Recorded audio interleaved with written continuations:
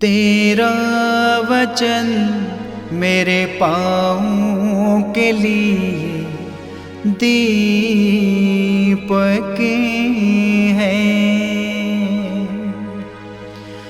और मेरे मार्ग का उजियाला है। तेरा वचन मेरे पाँवों के लिए दीपक है। पहला पाठ नबी बारूक का ग्रंथ अध्याय 4 पद संख्या 5 से 12, 27 से 29 तक।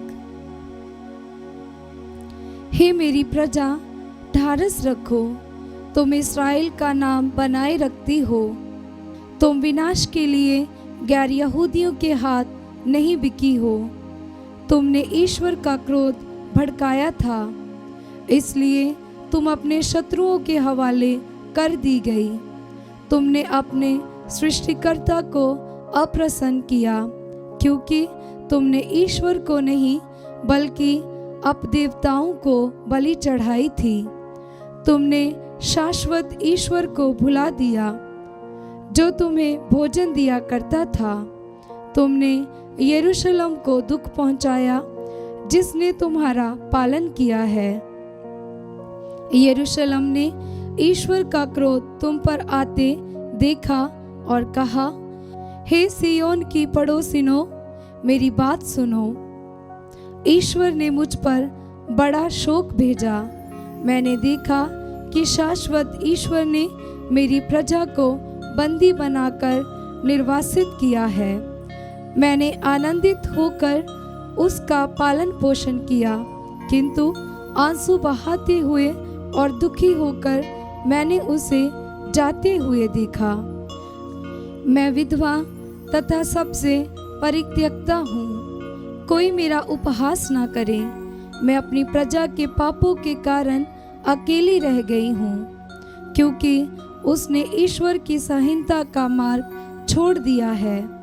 हे मेरी प्रजा, ढारस रखो, ईश्वर की दुहाई दो, क्योंकि जिसने ये सब तुम पर आने दिया वही तुम्हारी सुध लेगा। तुमने पहले ईश्वर से दूर हो जाने की बात सोची थी, अब 10 गुने उत्साह से उसके पास लौटने की चेष्टा करो, क्योंकि जिसने तुम पर इन विपत्तियों को आने दिया वही तुम्हारा उद्धार कर तुम्हें अनंत आनंद प्रदान करेगा। ये प्रभु की वाणी है। ईश्वर को धन्यवाद। भजन अनुवाक्य। प्रभु दरिद्रों की पुकार सुनता है, प्रभु दरिद्रों की पुकार सुनता है। दीनहीन ये देखकर आनंदित हो उठेंगे। प्रभु भक्तों में नवजीवन का संचार होगा, क्योंकि प्रभु दरिद्रों की पुकार सुनता है। वह अपनी पराधीन प्रजा का तिरस्कार नहीं करता। आकाश और पृथ्वी प्रभु की स्तुति करें, समुद्र भी और उसमें विचरने वाले जंतु। अनुवाक्य। प्रभु दरिद्रों की पुकार सुनता है। ईश्वर सिय्योन का उद्धार करेगा और यहूदियों के नगरों का पुनर्निर्माण करेगा। उसकी प्रजा लौटकर वहां आ जाएगी, उसके सेवकों के उत्तराधिकारी वहां बस जाएंगे, प्रभु के भक्त वहां निवास करेंगे। अनुवाक्य। प्रभु दरिद्रों की पुकार सुनता है। जय घोष हालेलुया। अनुवाक्य। हालेलुया। हे पिता, हे स्वर्ग और पृथ्वी के प्रभु, मैं तेरी स्तुति करता हूँ, क्योंकि तूने राज्य के रहस्यों को निरे बच्चों के लिए प्रकट किया है। अनुवाक्य। हालेलुया। पवित्र सुसमाचार संत लूकस के अनुसार अध्याय 10 पद संख्या 17 से 24। 72 शिष्य सानंद लौटे और बोले, हे प्रभु, आपके नाम के कारण अब दूत भी हमारे अधीन हैं। यीशु ने उन्हें उत्तर दिया, मैंने शैतान को बिजली की तरह स्वर्ग से गिरते देखा। मैंने तुम्हें सांपों, बिच्छुओं और बैरी की सारी शक्ति को कुचलने का सामर्थ्य दिया है। कुछ भी तुम्हें हानि नहीं पहुंचा सकेगा। लेकिन इसलिए आनंदित ना हो कि अब दूत तुम्हारे अधीन हैं, बल्कि इसलिए आनंदित हो कि तुम्हारे नाम स्वर्ग में लिखे हुए हैं।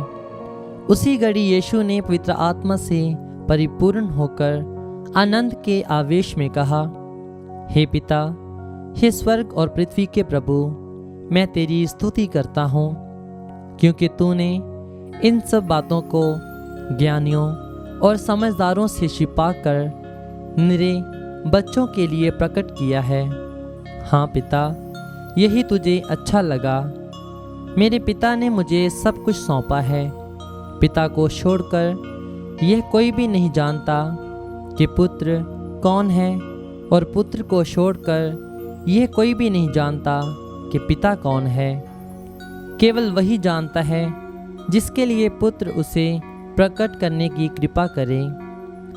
तब उन्होंने अपने शिष्यों की ओर मुड़कर एकांत में उनसे कहा, धन्य है वे आँखें जो ये सब देखती हैं जिसे तुम देखते हो, क्योंकि मैं तुमसे कहता हूँ, तुम जो बातें देख रहे हो उन्हें कितने ही नबी और राजा देखना चाहते थे, परंतु उन्होंने उनको देखा नहीं। और जो बातें तुम सुन रहे हो वे उनको सुनना चाहते थे, परंतु उनको सुना नहीं। ये प्रभु का पवित्र सुसमाचार है। ख्रीस्त की जय।